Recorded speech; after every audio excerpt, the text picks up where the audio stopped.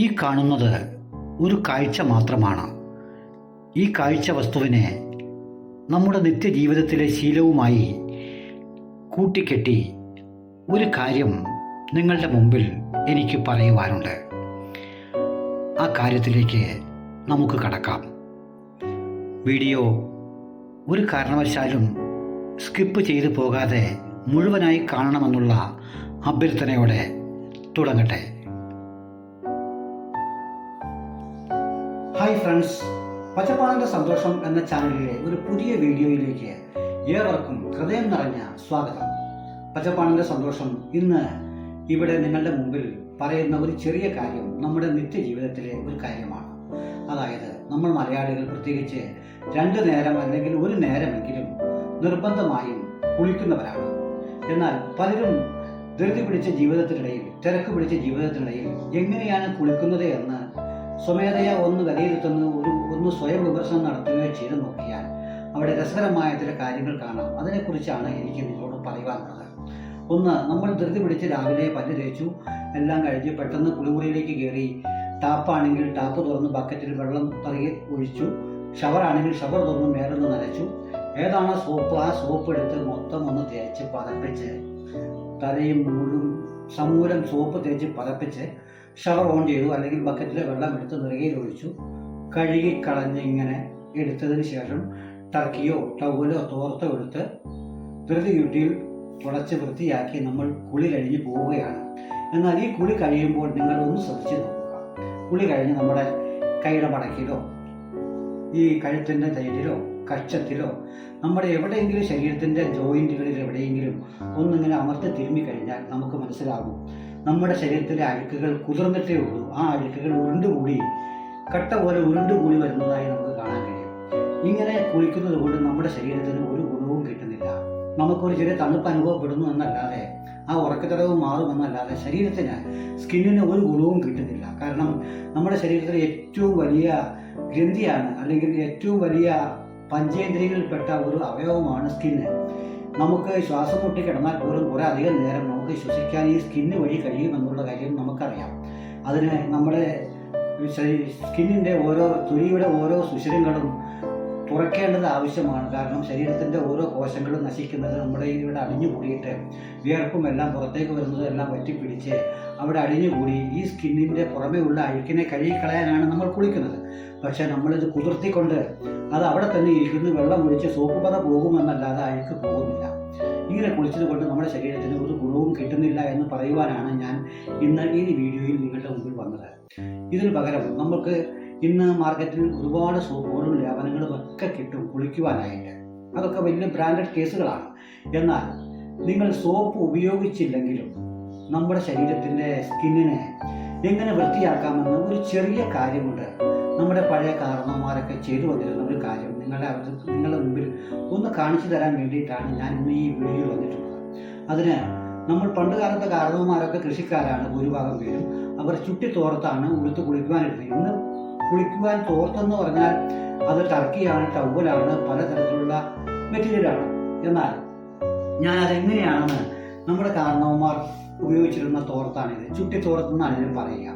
ഇത് എല്ലാവരും ഉടുത്തു കൃഷി ചെയ്യാനും ഒക്കെയായിട്ട് വലിയ തോർത്താണ്. ഇത് എല്ലാത്തിനും ഇത് ഉപയോഗിക്കുന്നു. ഇങ്ങനെ നമ്മൾ ഈ തോർത്ത്, ഇത്രയും വലിയ ചുറ്റി തോർത്ത് എല്ലാ കൃഷിക്കാരുടെ വീടുകളിലും പണ്ടുണ്ടായത്. ഇന്ന് അപൂർവമായിട്ടാണ് കാണാറുള്ളത്.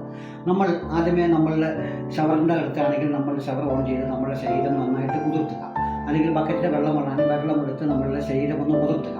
അതിനുശേഷം നമ്മൾ ആദ്യമേ ചെയ്യേണ്ടത് ഈ തോർത്തും നനച്ച് ഒന്ന് പിഴിഞ്ഞ് കളഞ്ഞതിന് ശേഷം നമ്മുടെ 2 കൈയുടെയും ചൂണ്ടാതി വിരൽ ഇങ്ങനെ തോർത്തിൽ അടിയിലിട്ടിട്ട് ഇങ്ങനെ പിടിച്ച് നമ്മൾ ആദ്യമേ ചെയ്യേണ്ടത് നമ്മുടെ മൂക്കിൻ്റെ അകത്താണ് ക്ലീൻ ചെയ്യുക.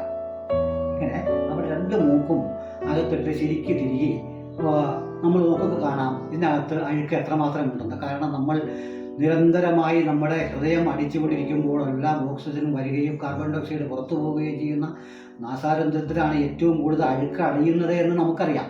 അപ്പോൾ അവിടെ ആദ്യം ക്ലീൻ ചെയ്യുക.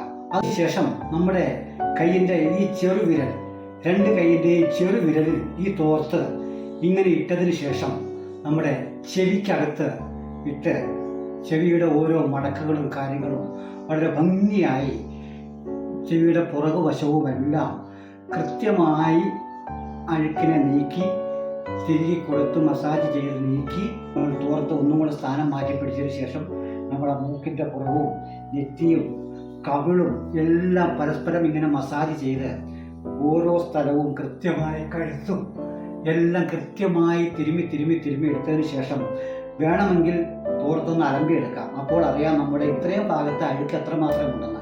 ഇല്ലെങ്കിൽ തോർത്തിനെ ഒന്ന് മറച്ചിടുക.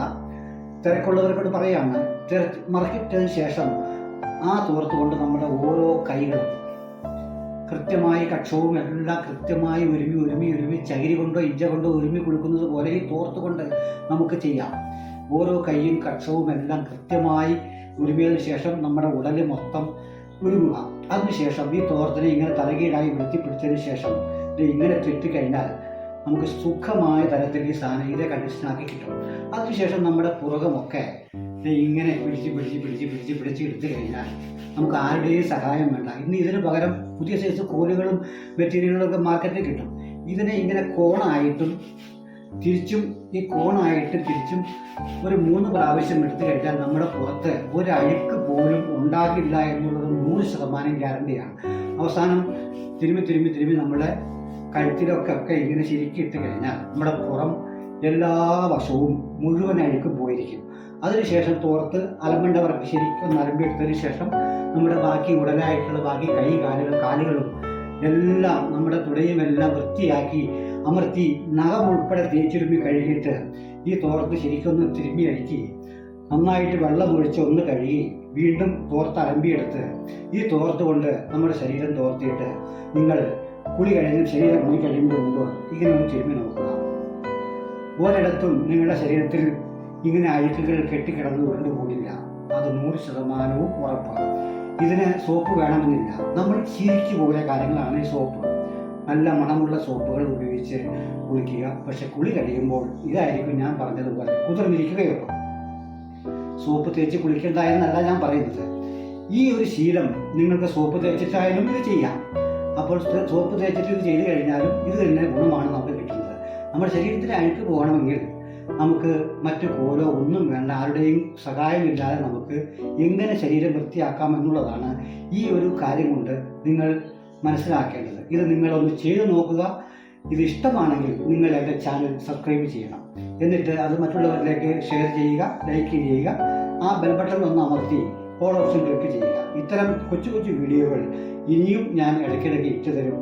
നിങ്ങൾക്ക് ഇഷ്ടമാണെങ്കിൽ കാണാം, അല്ലെങ്കിൽ സ്കിപ്പ് ചെയ്തു പോകാം. സ്നേഹം നിറഞ്ഞവരെ, പച്ചപ്പാണിൻ്റെ സന്തോഷം ഇത്തരം ചെറിയ കാര്യങ്ങൾ ഇടയ്ക്കിടയ്ക്ക് വീഡിയോയിലൂടെ നിങ്ങളുടെ മുമ്പിൽ അവതരിപ്പിക്കും. ഇനിയും തുടർന്നും കാണാമെന്ന് മാത്രം പറഞ്ഞുകൊണ്ട് ഇന്നത്തെ കാഴ്ചകൾ ഇവിടെ അവസാനിപ്പിക്കുന്നു. Good bye.